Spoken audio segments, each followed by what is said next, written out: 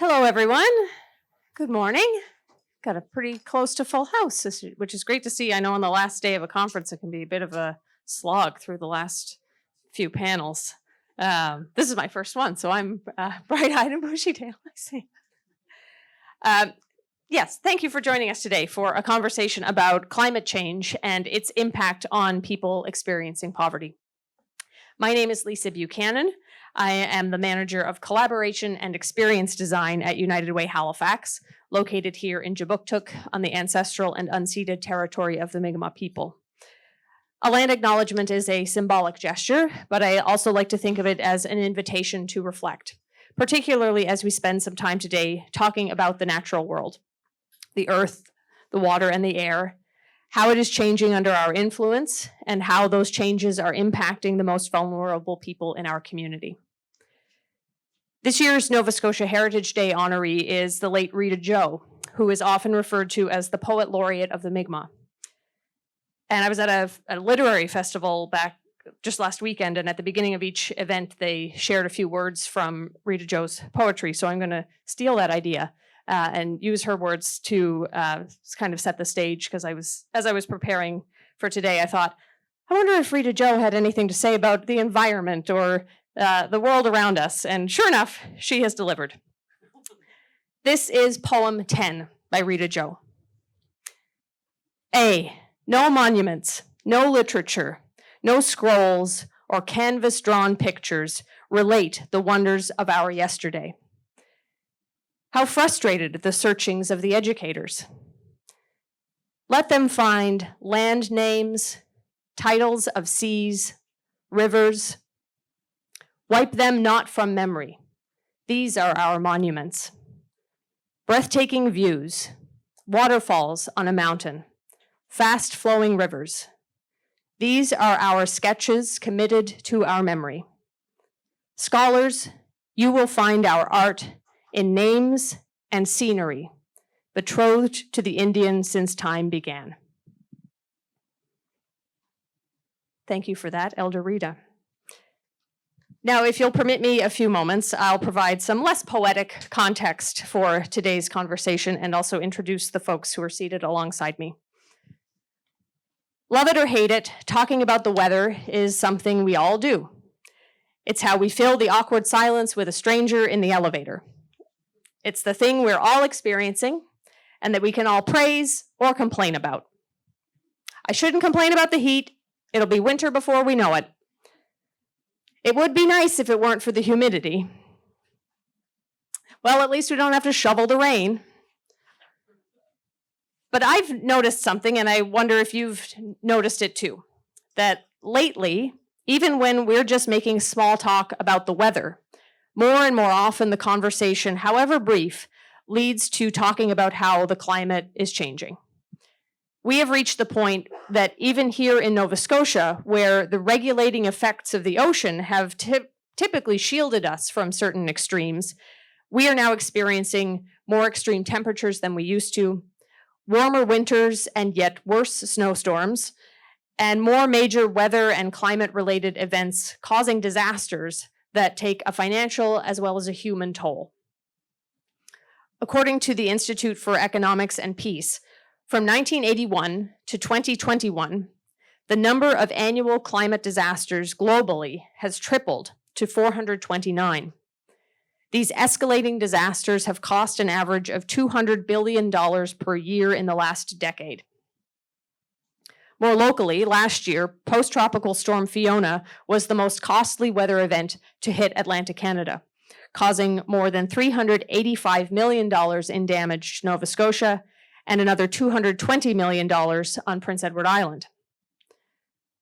And the costs, of course, are not just financial, and you don't have to take a macro view to see the impacts of climate change.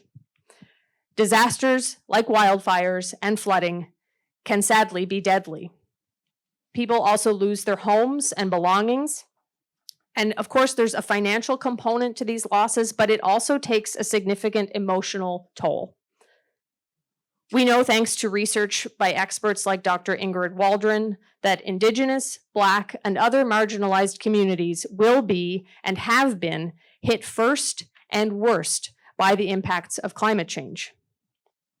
A World Bank report estimated that climate change will push somewhere in this wide range of between 68 and 135 million people into poverty by 2030.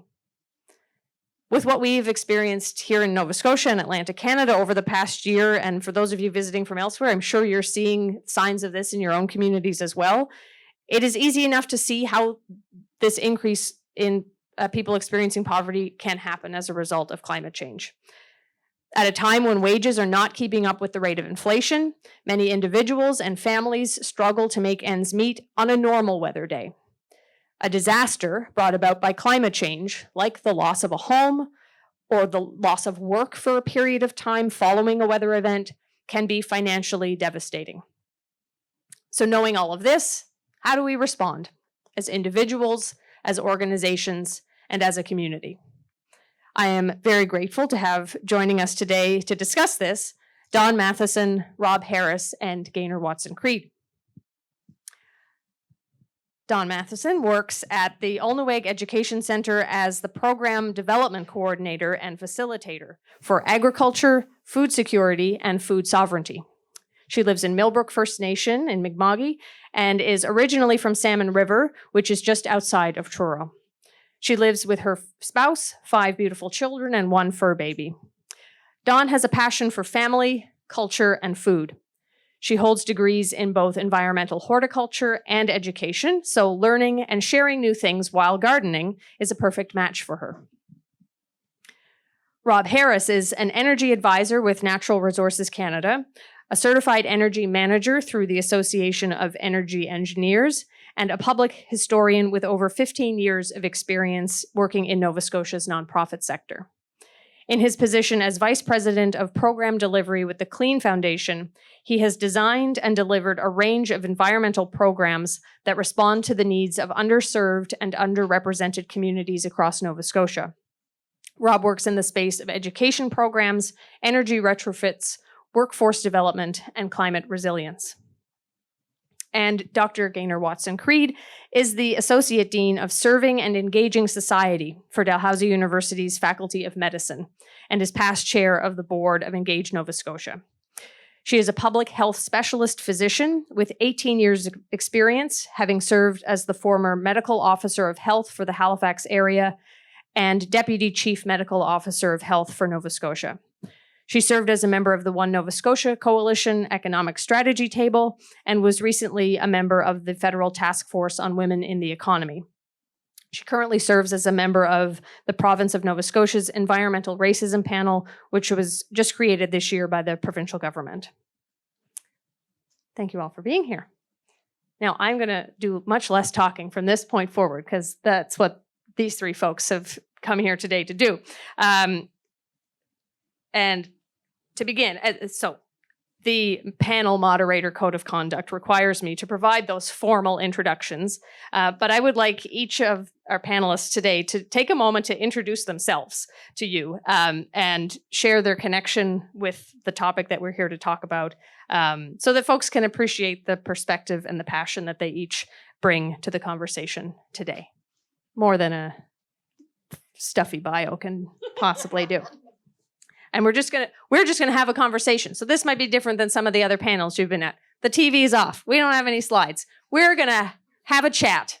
That's my goal, is to just let these folks who are, smart and have a real variety of backgrounds to talk amongst themselves. And I'll prompt them when needed, but I've chatted with all of them, and some of them have chatted amongst themselves before, so I'm fully confident that they can just carry this off.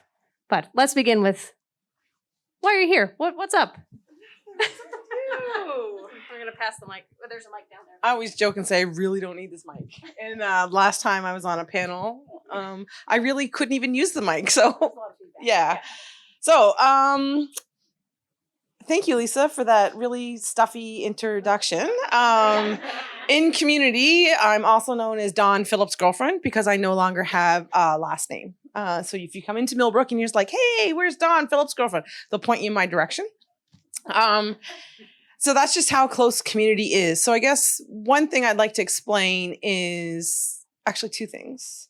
One, I love to ramble. I hope what I say makes sense. But I have a little hamster in there and he goes constantly. So I will jump, do, not intentionally, but I will do that. The second thing I want to say is I work for an Indigenous organization. Myself, I am not Indigenous. So I always want to say that my perspective is from a settler's perspective, working and living in community. I do not have the voice of the Indigenous people because I did not grow up as an Indigenous person. So I want to do that because a lot of the times when I'm asked to speak on panels, because we have an Indigenous organization, sometimes people just automatically assume that I am, and I do not want to take space from that person, right? I just want to be totally transparent and out there. Having said that, I have lived in community for 27 years. The joke is I'm not going anywhere because Philip can't afford child support. Mind you, some of the neighbors might say, no, Philip can leave and you can stay, Don, but that's just me. Maybe it's just the way I view myself. When I was asked to come and speak on this, the last panel that we talked about was just colonialism. Well, it is colonialism, but anyways, climate change and how it impacts our marginalized communities. And I'm in many different communities in Mi'kma'ki all the time. I've been just in Eskasoni and Cape Breton for the last 6 weeks. I think I have 2 more weeks to go for programming. So I have the opportunity to have conversations with community members. And what I do is, so the last 6 weeks, we've gone in and we created a program. It's called Grow with the Flow. So because I'm part of agriculture and food security and food sovereignty, my focus is teaching how to grow food, right? That's the agricultural part, but also having a say of what your food is going to be and having the chance to go and explore traditional foods and how can we bring them part of the daily life. So the questions that I get, or not the questions, sorry, the conversations I have quite often is I'll go in and I'll talk to the youth and I'll say, what do you want to do? Do you know what agriculture is? And you'd be so surprised how many people are like, nope, I don't know what agriculture. And these are like kids. This is like youth, like 12, 13, 14. So I'm like, okay, it's a fancy word for where you get your food, if you want to think about it. Your milk, your cow, your beef, your hamburgers, whatever, where you get your food. That's kind of like agriculture. The farmers that go out and grow it, that's your agriculture. They're like, oh, okay. And I'm like, okay, so when it comes to agriculture, what do you want to learn? Or what do you want to know about your food? And 9 times out of 10, they come back and go, I want to learn how to hunt. I want to learn how to fish. I want to learn what plants I can eat that I don't have to plant because I'm lazy, right? I don't want to plant the garden. I just want to go out and gather it. So, I'm like, well, we can have a kid's garden or a youth garden. We can plant it. Well, you plant it, Don, and we'll just come eat, right? But these are like mouths of 12-year-olds, 13-year-olds. Then they continue on and they say, I want to know how to survive in the woods. And I take a step back and I go, you want your culture is what you want. And I get goosebumps every time I say it because I feel like I'm in a position to be able to support these youth to bring that to them. So when we talk about climate change and we talk about poverty and we talk about homelessness, I kind of had to do the research to be like, okay, do I really have connection with that? Like, I don't think so. Like, because I'm just doing agriculture and I'm just doing, like food sovereignty and food security. And then once I knew us coming here to this conference and talking, I started to do a little background work because it's not my point of view of what homelessness is, and I'm not talking for everybody, but I'm assuming that a lot of settlers or a lot of the non-Indigenous views, maybe homelessness is without a structure, right? Like you don't have a home. But I was talking to Lisa earlier and I said how, I started going and trying to find out what is the Indigenous view of homelessness. And it's like, it brings me back to what my mother used to say to me when I was a kid. Home is where you hang your hat, right? And I'm sure many of you, have you ever like left your province, left your community And when you come back, like, I don't know about you guys, but a lot of Nova Scotians like, you can smell the ocean, right? Or, yeah, they must be spreading manure over there because I can smell it. I'm home. I'm home, right? Like that feeling that you get. And home is where you hang your hat. Home is where you're welcomed. Home is where you fit. And I find that myself, I have youth that might have a shelter, might have a structure to live in, but they're yearning for that acceptance and that knowledge and that traditional knowledge of, being home and fitting in. And I just feel like I'm honored to be able to be in a position that I can bring programming to them that help them on their journey. So for instance, earlier I was talking to Lisa because I don't shut up. But anyways, I was saying how I'm not looking for a pat on the back. I'm not looking for credit. I'm not looking for, oh, look at Dawn, she's doing wonderful things. I'm not looking for that. But after I've done a little bit of this research, it makes me feel a little bit better that even though I might go in community and we do microgreens and learn how to do microgreens, guess what? We also got a chance to make a basket. So I'm opening that space for the youth to be able to learn their culture and their traditions. And I have to make a point going forward, me being in this position, that I give that to them in every single program that I'm a part of. So we're just having a conversation, right?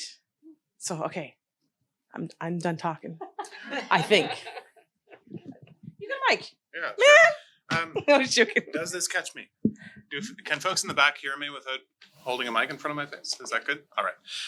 That's awesome. Probably lends to conversation. So I'm Rob Harris. As Lisa mentioned, I've been doing work in the nonprofit sector for about 15 years. Born and raised and work in Cape Breton, Unama'ki, Land of the Fog, about 5 hours from here. I am a proud Cape Bretoner. I have always been interested in the culture of my place. I have not been a religious guy my entire life, and I think that's probably what drove me into first my direction as a historian, was really trying to understand my place in the world and how humans interact with this natural environment that we all call home. So I studied big history in university. I spent a lot of time, that guns, germs, and steel kind of version of history, and then trying to attach environmental history and science history to the human side of things. And a lot of that was how we relate as people to our natural environments, how that's shaped where we live as cultures, and the types of way that we interact with and sometimes exploit our neighbors and our environment and our cultures.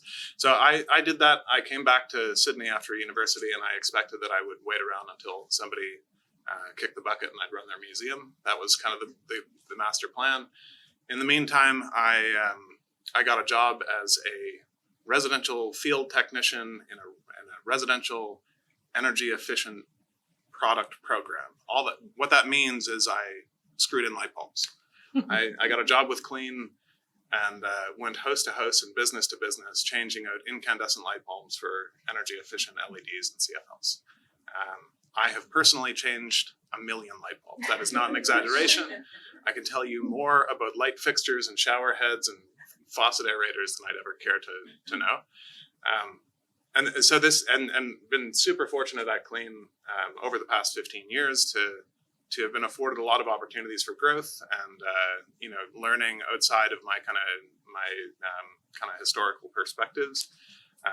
As Lisa mentioned, I've done some technical training, energy advisor. I now audit buildings and look at program design and all that fun stuff. And so marrying those two perspectives, the kind of scientific and the liberal arts sides for me, that really happened by being in contact with people in their homes, thousands of homes around Cape Breton, around Nova Scotia, going into every little corner of every little house. You see lots of stuff. You see how people live.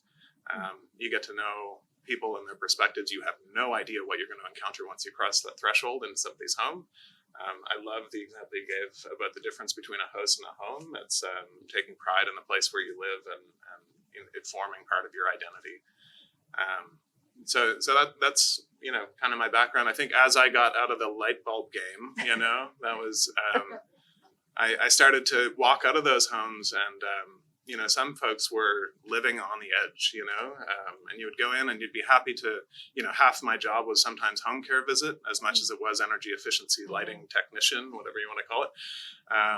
But I would often walk out of these homes having changed 20, 30 light bulbs, change a shower head, and know that there's so much more that we could or should be doing through social programming to support people that are housing insecure, that are facing core housing need, that have so many competing demands on their financial management of their household, on their mental health.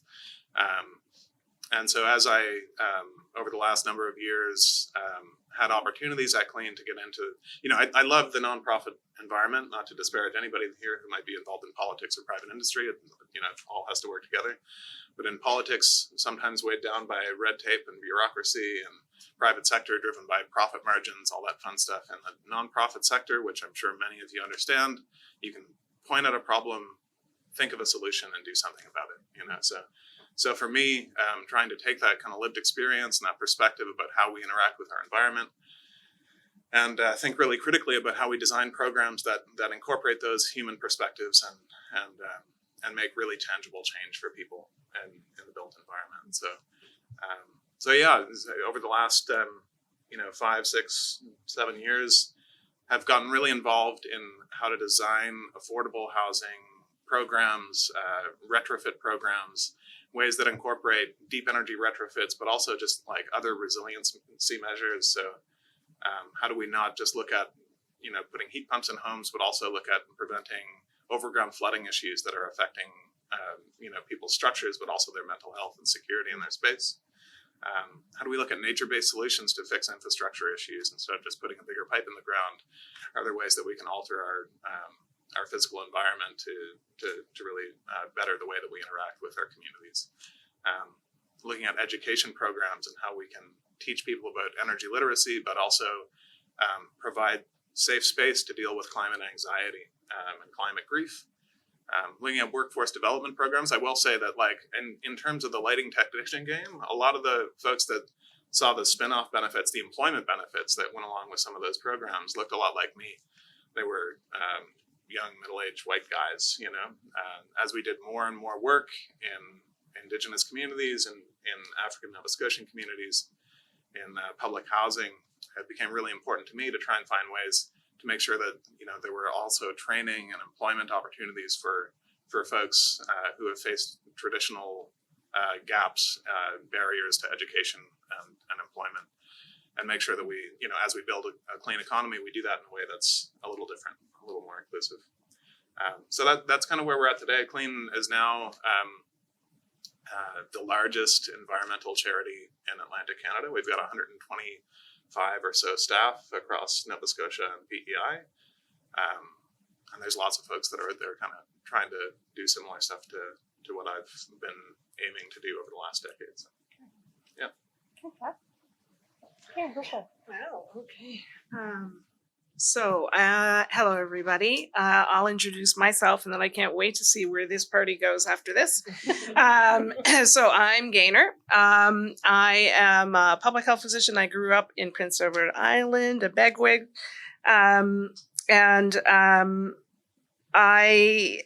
One of the things that's not in my bio, well, a couple of things. First of all, my people are Jamaican. My parents arrived in PEI in 1972, 6 weeks after I was born. I'm a mom of 2 kids and stepmom to 3. And one of the things that's not in the bio is that for many, many years here in the city of Halifax, while I was the medical officer of health for the city of Halifax, I was also the vice chair of the Community Design Advisory Committee. So Halifax is a volunteer committee that put together the regional plan. And I want to start there because I have to say that when I saw the announcement from the province on sort of their concerns about the design process in HRM and their intention sort of to intervene in that, I was dismayed. Not because I don't think that more urgent action is needed, but because I understand now better than I ever did before I started that work the risk of intervening in a complex environment without understanding the complexity. That committee of volunteers sat together for something like 8 or 10 years. It felt like a life sentence while we were doing that work. And although the focus of our work was policy development, first the regional plan and then the center plan to go with that, so much of that time was actually just spent learning. It was learning about what is the policy environment for housing? What are the policy barriers to reducing housing insecurity? It was learning about development and urban planning and transportation engineering and economic incentives for affordable housing. And the committee always approached its work with 3 things in mind, affordable housing being at the top of the list. Avoiding gentrification, I still don't have an answer for that. If any of you have an answer as to how we avoid gentrification, I want to hear it. And climate change. In the full 10 years of our deliberation, those 3 things were always at the top of the list. And so I start there for a couple of reasons. One is I'm reminded of when I first came across the conversations about certainly the built environment and its links to public health. And as you heard, I'm a public health physician. And this was when I was doing my training in public health in Hamilton, Ontario. So I went to McMaster University for my residency. And I was sitting with a medical officer of health from Peel Region Public Health. So this is Oakville, Ontario. Sorry, not Peel Region, Halton Region at the time. And he was very patiently, but also somewhat irritatedly, trying to explain to the chief planner for Halton Region all the population health reasons that public health wanted to be involved in urban planning. And initially, this senior planner wasn't getting it. And finally had this aha moment where he looks at the medical officer. And so I'm the resident sitting next to the medical officer, just observing this interaction going, oh, wow, what a conversation. And the senior planner looks at the medical officer and finally says, oh, so you want housing that supports equitable outcomes for everybody, and you want it to be good housing, and you want mixed density neighborhoods and mixed income neighborhoods. Oh, if that's what you wanted, you needed to be here 25 years ago. And the medical officer was just like, oh my God. But I point that out because that's part of the complexity of the challenge that we're in around the current housing crisis, is that the plans that get set in place take 25 years on average in this country to actually be seen to fruition. It makes it hard to do the planning. And what we found at CDAC was as we were doing the community engagement, for example, and folks are surrounded by the housing that we have right now, that's all they can see. It's hard to project 25 years into the future into what a much better future could look like. Right, and so keeping that planning horizon sort of top of mind was difficult, and so I'm reminded of the complexity of the conversation as we start this conversation, and I don't want to pretend that that's not there, because I feel like if we could engage with the complexity of it at all levels of government and all levels of citizenship, then we might be able to see the situation for what it is, both the housing situation and the climate change situation. And when it comes to climate change, I'm reminded of a few things that we also fail to see there. Things like the ways in which our climate change dialogue tends to focus on this thing called human exceptionalism. Some of you will know what I'm talking about. This is the idea that so far our policy dialogues around climate change tend to center outcomes for humans, not outcomes for all members of the planet that share the ecology here, right? It's linked to another concept called anthropomorphism. This is the idea that as humans, part of the way we deal with and interact with the environment is by giving the environment human characteristics. Mm-hmm. We talk, for example, about Mother Nature. And while there's a way in which that can be helpful if it helps us create a connection to the natural environment, it also obscures our capacity to see the environment for what it actually is, which is not necessarily preferentially kind and motherly to us as humans. It doesn't actually have those attributes, right? And so those are the things that kind of blind us from the harder reality of the thing that's in front of us. That harder reality includes a reality around environmental racism, which you mentioned. So I am on the province's environmental racism panel. And that work is the work that was spurred by the work of Dr. Ingrid Waldron, who you also heard about, and she is no longer in Nova Scotia, but we are certainly following her lead in terms of picking up that work. And so the reality of that is that we now understand that as humans, we have in many ways, intentionally or unintentionally, created situations where certain people have preferential access to good attributes of the natural environment, and many, many other people are excluded from that intentionally.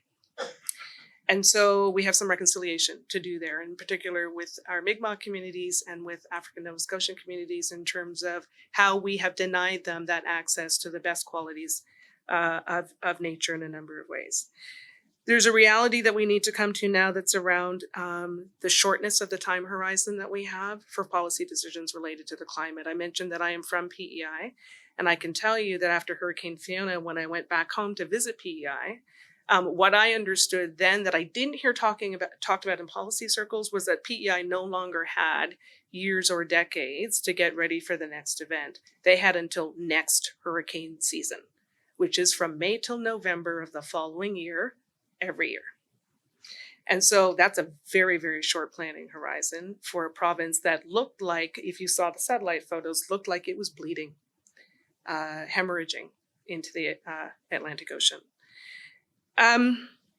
If we're going to understand the complexity of these things, and if some of you have heard the term wicked problems, you may have heard it from me. If you've seen me talk about this in the past, this is the idea that we have some problems that are so complex that actually all of our solutions will generate new problems. Scientists hate this. They really hate this, right? The idea that the solutions will actually only generate more problems. That's the nature of wicked problems. Well, the problems we're talking about today, homelessness, underhousing, and the climate change crisis are all wicked problems. They will continue to be wicked for the foreseeable future, which means that we need to create the leadership, political leadership, citizen leadership that actually can engage with that complexity going forward. And so that means a few things. It means that leadership will need to look at collective action, which means looking at inclusive action, including the voices of those most affected by these wicked problems in the solution generating, however imperfect that may be. It means that we're going to have to talk about how all people are welcome into the natural environment in a way that we maybe haven't talked about that before. I love that you went to the place of welcome, Dawn, because I feel like as Maritimers, we think that we all know how to welcome people. You know, there's going to be lobster and probably fiddle music and beer. I would put to you that we have members of our society actually who never feel welcome in any environment because we haven't created that for them. That's actually our collective responsibility. So there are those things that we need to look for. We need to look for the opportunity for coordination and not competition between levels of government. And we need to look for the opportunity for ongoing monitoring of the impact of our efforts so that we can course correct on a dime if we need to. Public health, I am talking to you specifically because I know my public health colleagues are in the room. And I will tell you that in 2012, when Dr. Waldron first came to Nova Scotia, she came to me as the medical officer of health for the city of Halifax and asked me about the things that she saw in Indigenous and African Nova Scotian communities. We were woefully underprepared to have that conversation. That cannot happen again. And so that need for monitoring is a core skill of public health that we should be able to put on the table. It also means that our collective action needs to start to point to what some of the big levers are. Big levers in the building code, for example, that insists on resilient and affordable buildings, which means resilient and affordable materials for buildings as code, rather than what might be the more challenging environment of what's profitable. I recognize that we have a short time to do this, and I recognize that, as that planner said, if this is what we wanted, we needed to start 25 years ago. But Fred Morley, who's the chair of our committee, the committee actually hasn't formally been dissolved, the Community Design Advisory Committee, even though we haven't met in like 2 years. So I think Fred is still the chair, and I might still be the vice chair. But what Fred reminded me of last week was, you know, if 20 years ago was the best time to start, then the next best time to start is now. That's all I've got for now. Great introductions. See how much more fun that is than the stuffy formal one that the moderator gets to do at the beginning? Now we actually know who these people are. Or we have a start getting to know each other. Yeah. Where to go from there? That's a lot already. But I wonder, Rob, maybe could I toss it over to you? Because I think what you were talking about, Gaynor, in terms of complexity and the difficulty in understanding complexity with these and other issues, so much of that, I think, is grounded in the context that we're operating in. So I'm wondering, we've got a national audience here. Can perhaps you share a bit about the context we're operating in here in Nova Scotia with respect to the built environment and energy in particular, and how that impacts folks financially and onward? Because I've heard you talk about these things before, and I know you're capable. And then the others can jump in. Yeah, Nova Scotia's built environment, and specifically my specialty is in the residential sector, is incredibly complicated. It's we have a lot of really old housing stock. We once had a trainer come down from Toronto through HRAI and provide us a course to some of our staff on indoor air quality. And he said, if you've got moisture in your basement, just put in an air exchanger and you're good to go. And then I showed him a picture of 2 feet of standing water that are in a basement every day of the year, And so I once did an audit in a home and asked if they had moisture issues, and he lifted up a panel in his kitchen floor, and there was a river running under the house. And this is a company house from kind of our previous legacy, our industrial past in this province. We have a real legacy around coal mining and company housing and housing security that goes back to the way we built many of our communities. New Waterford, as an example, was a community that didn't exist and then was the second largest community in Cape Breton in the span of 1 year. Whitney Pier and Cape Breton became the most ethnically diverse neighborhood east of Montreal overnight when the steel plant opened in 1905. That was at the same time as we built industrial complexes.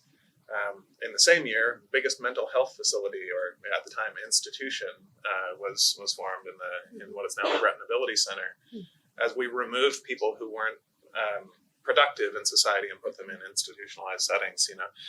And these things are all related. It's incredibly complex. We built shoddy company housing 100 years ago that people still live in today, and we're still dealing with the mental health implications and the built environment implications from that. In a province of about 450, 500,000 homes, 200,000 of those still heat with home heating oil. Those are direct point of view small problems that we have to fix. 200,000 small problems that we have to decarbonize, do deep energy retrofits on, make them energy efficient, electrify them, and transfer that issue to the grid. We still have a coal generation problem that we have to deal with in this province too, but that's one big problem at a grid level that we can tackle as a community. In the meantime, we've got oil costs that are going through the roof, and a bunch of folks that are living on the precipice of what they can afford in leaky houses that cost tens of thousands of dollars to run every year, that just can't keep up.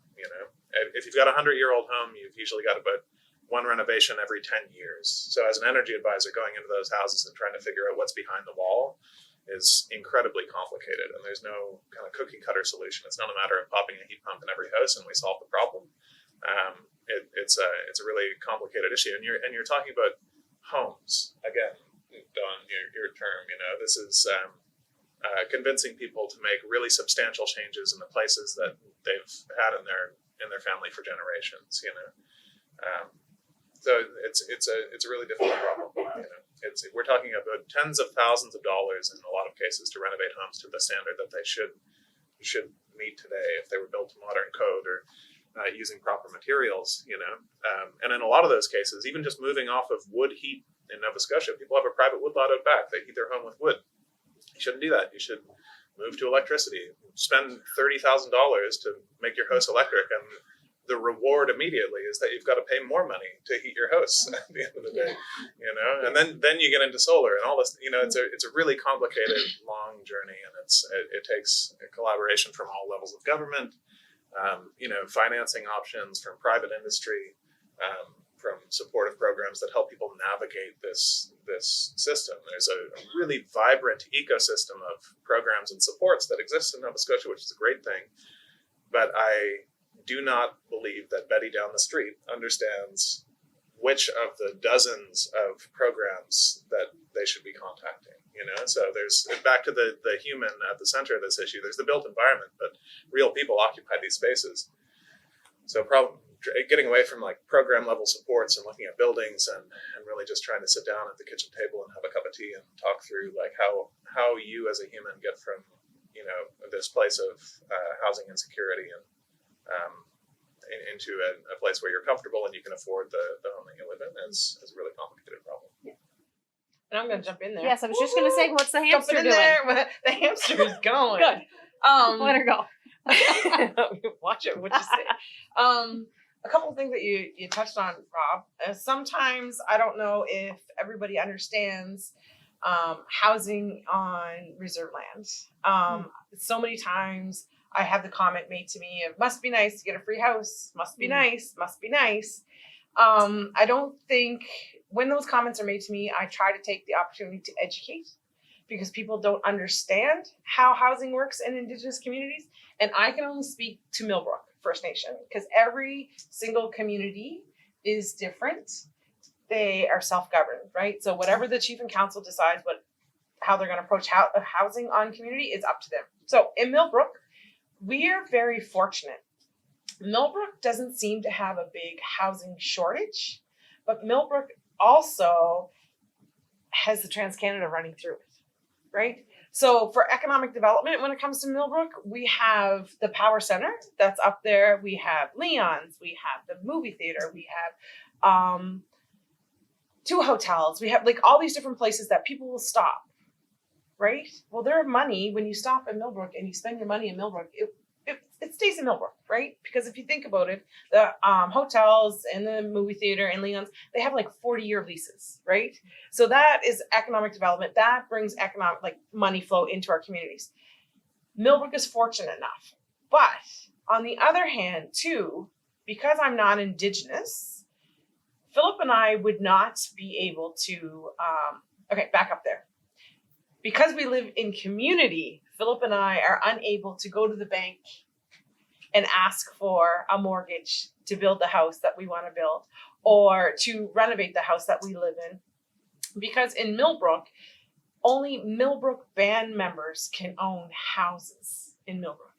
Not an Indigenous person can't own a house in Millbrook, only Millbrook band. So if I went to the bank and I got a mortgage for my house and I foreclose on my mortgage, their window to be able to market that house to come in and, is this. That door's shut for us. Even though financially I might be stable and Philip and I are stable that we could go and get a mortgage, because of where we live, we cannot get one. Okay? So then having things like, you're talking about all these houses that are on oil heat. I'm there, right? I looked into solar, but I can't go to the bank and get that mortgage or, renew a mortgage on my house in order to upgrade my house to be on solar. Also, not only do you have to be a Millbrook band member to own a house in Millbrook, my youngest is 15 years old. 10 years from now, I'm going to be 59. 29. 59. 20 years from now, I'm going to be 69. 20 years from now, my youngest is probably going to move out, right? Hopefully. No, I just say that. He can stay home forever. He's my baby. But having said that, if something is to happen to Philip, even if we were married in Millbrook, I can't talk about the other communities, but in Millbrook, I have 185 days to get out.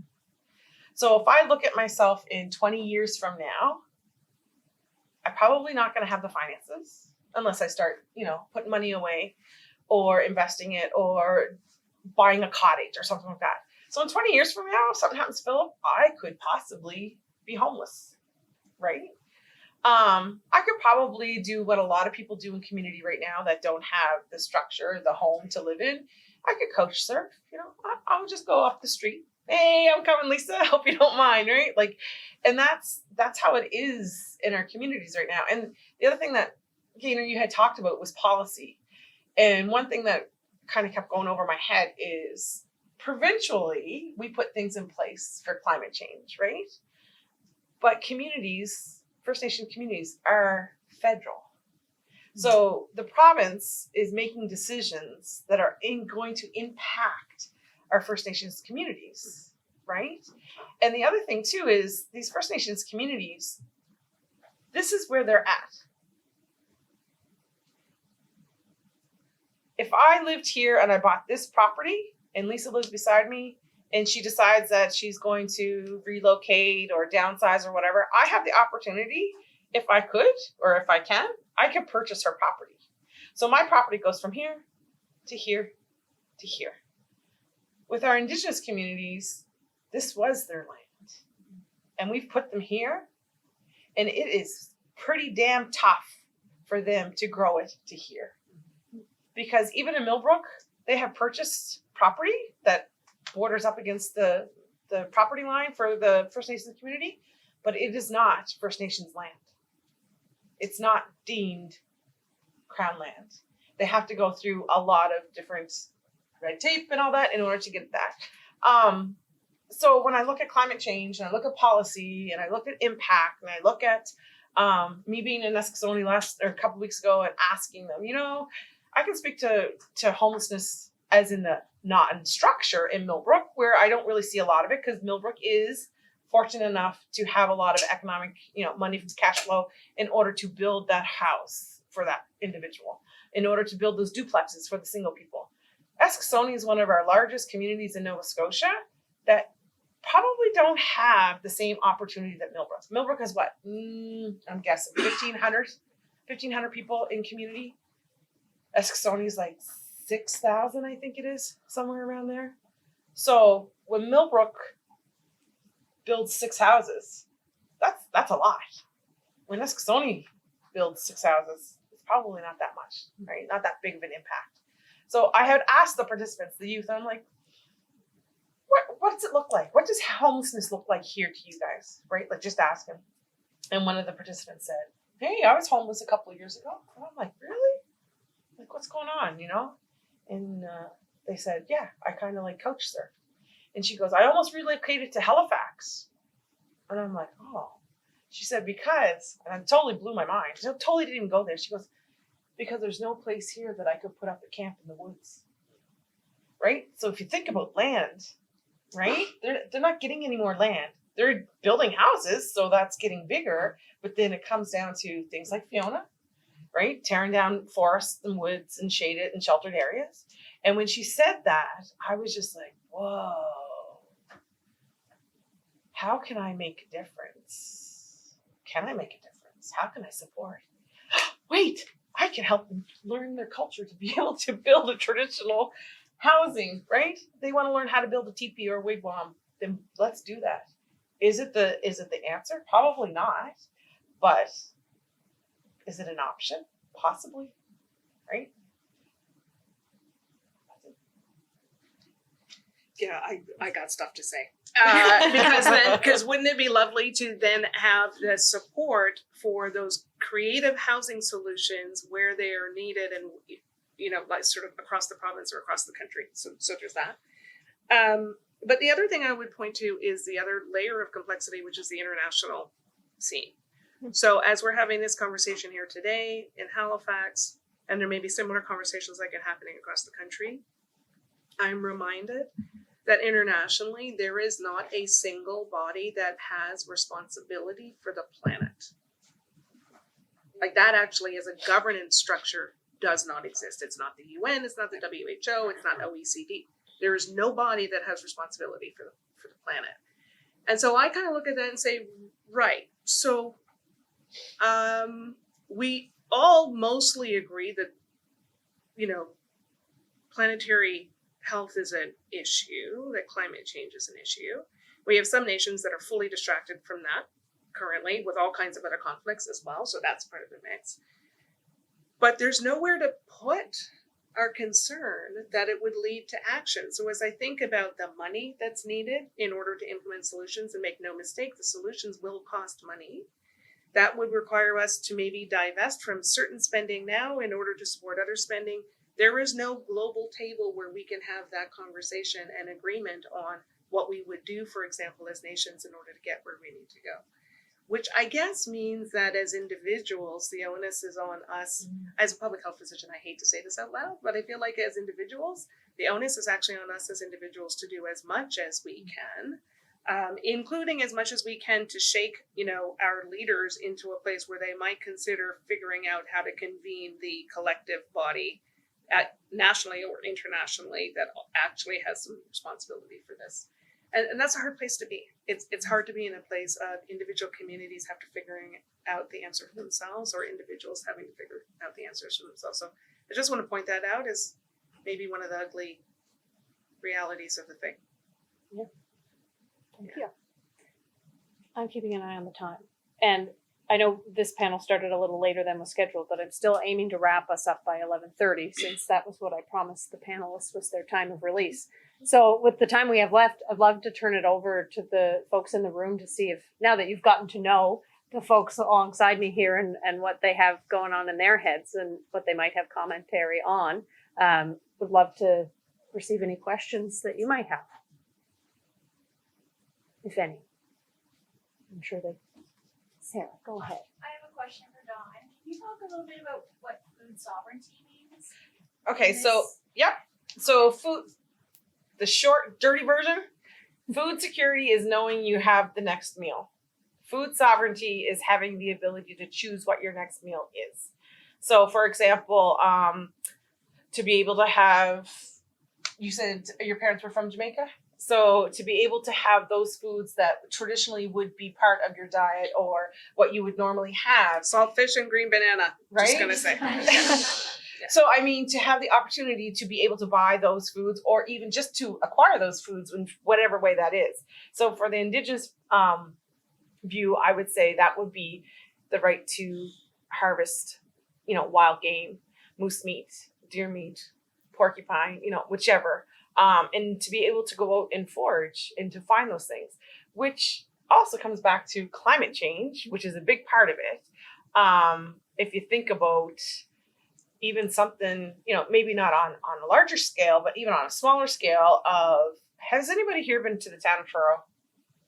They have like the biggest deer population ever, right? It's like, oh, the deer is coming into my property, but it's not. We're going out into their property. Right? So even like the impact that we have there is going to impact food sovereignty for First Nations communities to be able to access, acquire, or the right to go find the food that they need for food sovereignty, right? So part of that Grow with the Flow program that I was at, we actually, the last 2 days that I was up there, we made jam from strawberries and blueberries. We made chili with moose meat. So then we bottled it. So it's like a 2-year shelf life instead of being in your freezer. Again, comes back to a prior conversation that we had about climate change. And it's like, when you're on a fixed income and you just fill your fridge and something happens like Fiona and the power goes out and you just lost everything that's in your fridge or your freezer, being on that fixed income does not necessarily mean that you can go out and fill that fridge again, right? So that's a big impact when it comes to food security. And then, so when I go there, I would like to be able to give people skills or allow them to, even if they don't perfect the skill, at least if they've had a little bit of an introduction to it, when the time comes and they have to, they can. So bottling moose meat stew, and it can sit on the shelf for 2 years, is a big part of food sovereignty, right?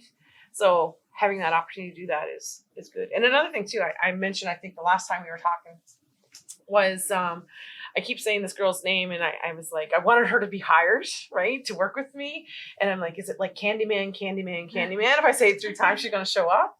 I think I said it like 64, 65 times because she really did show up and I'm so happy to be working with her. But in her interview, she had talked about climate change and traditional medicines, right? And how plants grow and traditional medicines grow and harvesting and how is the climate impacting that and that chance to be able to harvest those medicines. I know that was like out there kind of off maybe part of it. Anyways, I just wanted to bring that up about that's one of the concerns that I have in our communities. Not but even with climate change, is it going to be the loss of the medicine, right? And how much impact that's going to have on our communities. That corner. Oh yes, back corner. Thank you to the panel for all of this. I'm trying to get my head around climate change. It's not an area that I've studied or really looked at, but I want to be respectful. I actually am developing a community land trust and community intro. And as we are at the very beginning stages of doing that, I found what Watson had said really interesting. There's nobody really with this responsibility, but I don't know what to do to be respectful. The community that I'm working in is a community that is impacted by environmental racism and has been. It's now a totally changed community, a traditional Black community that now only has 2 Black families left in the community. It was a community that was suffered with flooding, but the big corporations or whatever were able to come into our community and do their thing so that they're not as impacted. So the climate hasn't changed. The people have changed, and who's in that community have changed. So my question is, that's a whole thing, because there's all these different things happening at the same time. But it's almost like, is there a checklist? Should there be a checklist? Somehow or the other, as we're looking at new housing in new communities or even in old communities, how can we be respectful of the issues around climate change? As we're building this housing, we're looking at this, where do we go? Because we don't know. So I directly to Watson. Yeah, I'm happy to start, and I suspect my colleagues up here have some things to add. I mean, I think what you're pointing to is there may not be a checklist now, but my hope would be, for example, here in Nova Scotia, where there is the Environmental Racism Panel, there are new Environment and Climate Change Acts pieces of legislation that are supporting us looking at least climate resilience is what I would call it, what you're describing, that will precipitate new tools being in place. So I'd love to get to a point where we actually have, for example, environmental impact assessments on new development of any description that actually have a checklist in place that say these are the things that need to be in place from a climate mitigation and adaptation perspective. Or I'm going to say it again, that the building code changes in ways that actually requires us to make climate resilient buildings as a matter of course going forward. Those types of things, I think, like I agree with you, those checklists will be really important. And I'm not sure that they should need to rest with the homeowner when we have an entire industries, plural, around building that actually currently are the holders of those checklists. They would need to adapt too. So I wouldn't want to see the responsibility downloaded only to the homeowner. I think builders, developers, engineers, architects, planners have responsibilities here too to hold some of those checklists. Does that answer your question? Yes, it does. So, because I live in Furrow, I know what you're talking about. And I'm sitting here and I'm thinking of the history. And I'm wondering if, like you said, sometimes you struggle about seeing the climate change and see how it's impacted the area. I'm wondering if, thinking about the marsh, the last 20, 25 years, how come all of a sudden outside developers are able to go into that area and develop housing where the supports were not there for the Black community to develop their own housing? So I'm wondering if it is climate change that has made the area a little bit different. For example, like the Salmon River floods, right? And that's the marsh floods because of Salmon River. And then I'm thinking, I remember in 1970, no, I'm lying, I don't remember 1976. Born in 74, I remember seeing videos of the big flood where all Salmon River Road and everything flooded because of all the great big ice pieces, you know, in the Salmon River were there. I don't think we see the ice go up Salmon River that far anymore. It doesn't seem to be like when I drive that way. So I'm wondering if, because of, you know, the history of the area and environmental racism, them being, you know, your community being put in that spot, but now there's two families because all of a sudden people with money can make those changes to the development or the I don't even know who owns the apartment buildings down there. Like, I'm just thinking of Park Street at the end. There was like, I don't know how many fourplexes or whatever put there. And I'm thinking, why isn't it put in place for our Black community to be the ones to invest in their own communities and to be able to support their own people to come home to, right? Coming back to that. I don't know, just those are just the thoughts that I had when you talked about that. And I'm thinking that I think that needs to be changed, is those financial supports. Well, that's part of the whole issue of environmental racism. Yeah. Of course, it's impacted that community, and why there's only 2 Black families left, which is why I also say it's not so much the climate that has changed, the world climate. Yep. The climate, it's that players have changed. So the developers are able to come in, flood-proof their places, bring in their concrete and their whatever, and flood out the traditional community, who's now all gone from the community. But at the same time, which is what I was talking about, was that how can we be more respectful as we build in the community of the environmental conditions and climate? You know, so we don't want to do the same things that they do. Yeah, so one other thing I'll add, they don't seem to be very well known, but I will point out that there are a few, for example, Black building groups in Canada. There's an association, I think, of Black architects. There's an association of Black planners, I think, as well. And I don't know why we don't have more engagement with those groups in terms of groups that might actually be able to support Black communities to have what they want, where they want it, and how they want it. So something to think about too is, you know, there are some policy decisions that we can easily make around how we choose where the resources go to support housing, right? And they don't always have to go to the same contractors every single time. So I really appreciate that comment around like progressive procurement policy and the way that we design communities and build homes and renovate.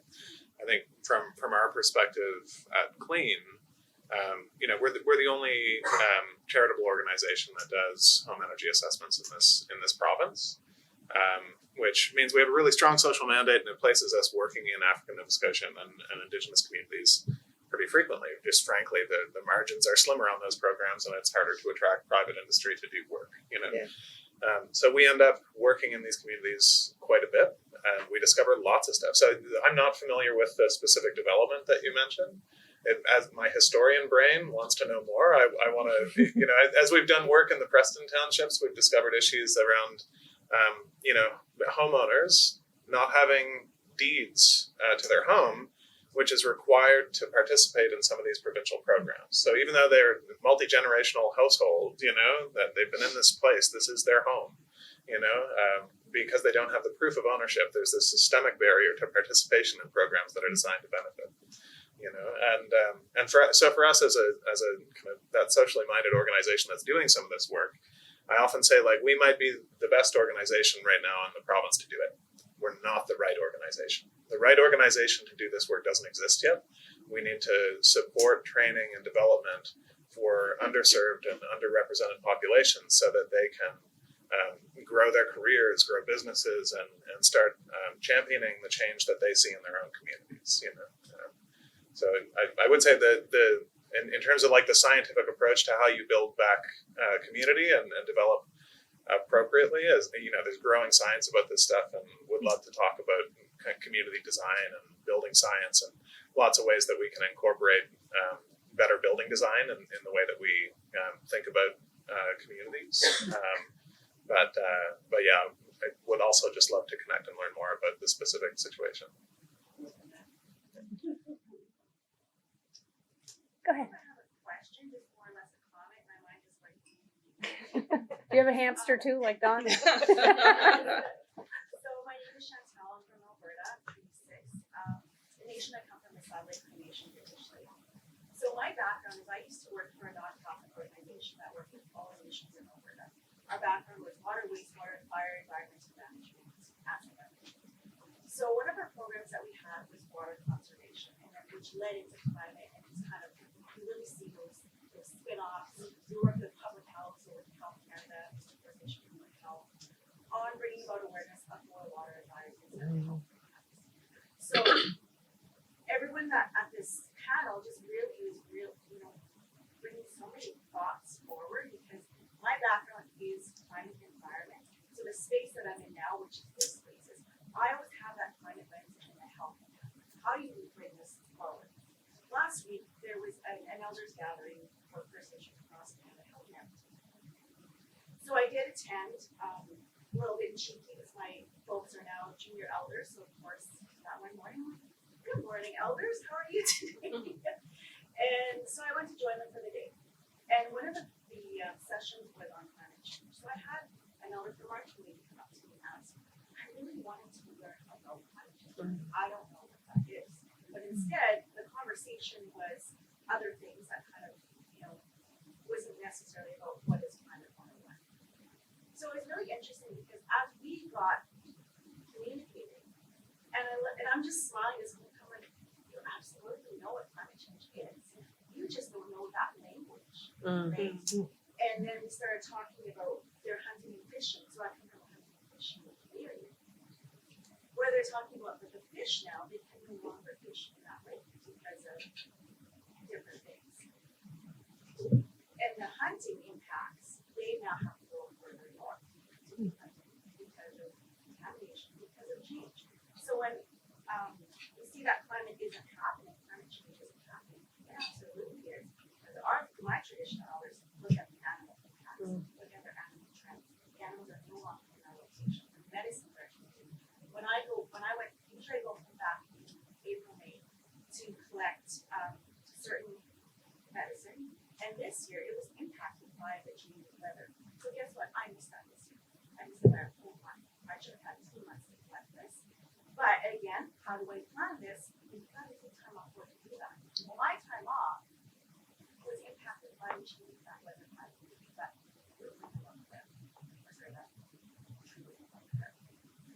So, with that said, is now that I'm in this space, and one of the questions that I was asked is, so I work in Calgary, I work for 4 tribes, so the Stony Nations in Ontario, which is just outside of Calgary. We just ran a capital RFP. So that gets me excited because I'm thinking about the housing impacts. So when I look at climate change, I'm looking from a health impact to the people in the homeless.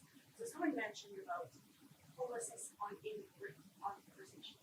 Well, we don't call it homelessness, we call it without. Part of that impact is also hope. We're having issues with the housing envelope. So we talk about homes that have been built 30 years ago, 40 years ago. We're not getting good homes. We're having issues with 18 people in a home, right? We have 2 bathrooms. How do those 18 people shower, bathe, use the bathroom, get ready for school? Talk about unemployment. We're talking about others that raise their grandchildren that we don't have money.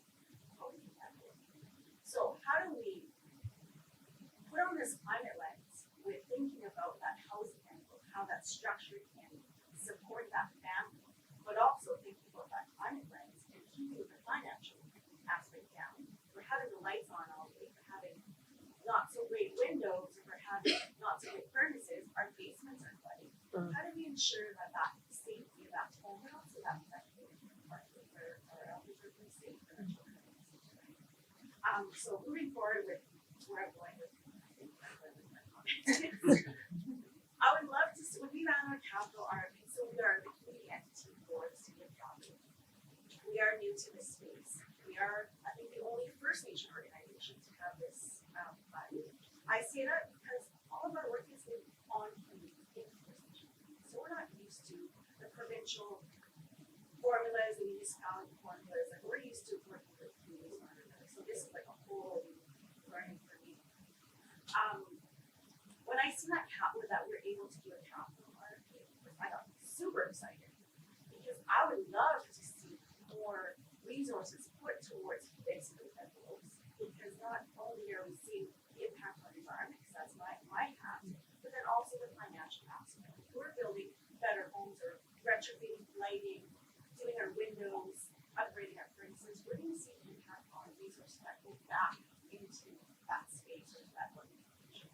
So what I guess I'm really trying to promote, or even love to see more conversation about, is one, is maybe climate 101 is like having, because the folks that I'm working with, I don't think we see the climate fixes and what that impact is to us working in this space, at least in my experience. Secondly, is putting more resources in capital, in retrofitting. Why is it such a bad thing to do that? Right? Why isn't there more dollars being put to retrofitting that building? But really, at the end of the day, yes, it's really costly money, but then also you're looking at like how impact of that family, right? I really appreciate that comment. We've done a lot of work in First Nations communities on the energy efficiency retrofit side, and I just like behind the curtain as we model homes and look at energy savings and like the things that funders look for when they look at the efficacy of retrofit programs. They base that on like energy modeling through a software called Hot 2000. Not going to get into the details of that stuff, but it assumes that there's 2.5 people in every house. I can't change that number in the software. That's just the assumption that is made in this baseline across all communities, all housing in Canada. I can say certainly, working in First Nations communities where housing density here in Nova Scotia as well is much higher than outside of First Nations communities. I set up my fan to like do the pressure test, and I've got to allow some extra time for the kids to crawl through the hole where the fan goes. It's but seeing those moisture issues in homes, and everybody just through respiration is creating more moisture in that house. You multiply the number of people by showers and by amount of times you boil the kettle, and all of the moisture that's produced through that process just creates really unique housing issues that impact Indigenous people in our country in a fundamentally different way. Also, like the mention of this being retrofit programs for communal benefit. Most of the programs we offer in Nova Scotia look at the house, the single house, and try to make good solutions for that specific house, using building science or insulation and heat pumps and all that fun stuff. Retrofitting at a portfolio level, at like a community level, looking for ways to spread benefit to areas of most need within a community and to inject the benefits of that back into the community. It's a fundamentally different process, So I think we create these rigid models for how we deliver programs on how we fix our built environment without specific regional context. I think we really need to understand the communities that we're trying to serve and have conversations and design programs that meet the specific needs of people rather than just trying to take a cookie cutter approach to the way we do stuff. Great, one more comment. With climate change, going back to this conversation last week, these two elders that were talking about, they didn't know what climate change was. And I again smiled and said, absolutely no, it is. You just don't have to turn to it, right? But the impacts of course, I come from a very oil and gas province, but even within our nation is actually an owner of a oil company. So we see a lot of our community members in the oil and gas sector. So climate change is, the environment impact is it's a unique conversation. With that said, of course, because of our province here, oil and gas, you're seeing a lot of folks with the messaging that climate isn't happening. So one of the challenges, or that I challenge the community out, is we necessarily don't see that those weather patterns are there. We're getting longer seasons in summer, so how is it impacting those streets, right? We're getting those hot temperatures that we have not normally seen for over 50 years at a time. We're getting flash flooding. So in our community, so my community is just 2 hours northeast of Abington. When we talk about, we don't necessarily have flooding, but we have over excessive rainfall. So we have hardcore rain to what impacts our water treatment system, that impacts our immune system, which is our wastewater part. But also the day-to-day kids walking to school, it impacts our emergency services. So if our ambulances come into our community, which we don't know how to do roads, how do they access it, right? So I think of my lens now is on reserve, but also within the city. So those impacts, we have to start thinking about those trends of the warmer seasons, the hotter seasons, the wet seasons, and then those emergency components that are associated with it. Before you stop us, I just have Go to for climate Yeah, 101. Two things. Thanks for letting the kids go through the hole where the fan goes, because that makes a difference. But when you come to talk about climate change 101, just a side note, I was talking to somebody who's on their language journey, and they're learning the Mi'kmaq language, and Mi'kmaq language is very verb-based. And I believe for the month of November in the language, I cannot pronounce it, but it means the river freezing time, right? So the comment that was made to me one time when they were talking about language, it was like, elders were talking about, do we need to change the way we describe things, like the month of November, because the river's not freezing. Do you know what I mean? So it's kind of like you said, that connection. They know, but they don't realize that they know, because obviously they're seeing it, and if they're having a conversation about changing language because of it.